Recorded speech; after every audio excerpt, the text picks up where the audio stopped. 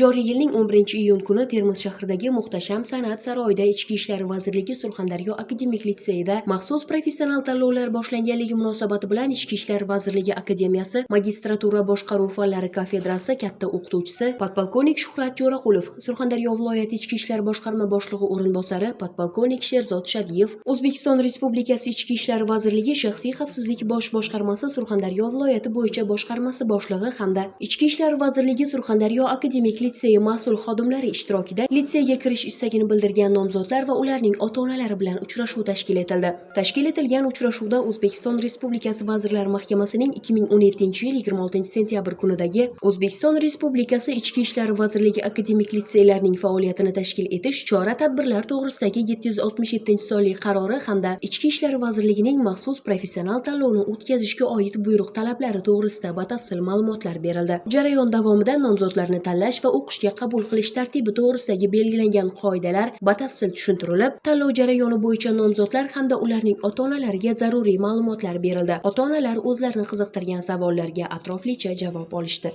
Shu bilan birga mas'ullar tomonidan ota-onalar qabul jarayonlariga noqonuniy aralashmaslik, firibgarlar tuzog'iga tushib qolmaslik hamda korrupsion holatlarga yo'l qo'ymaslik borasida qat'iy ogohlantirildi.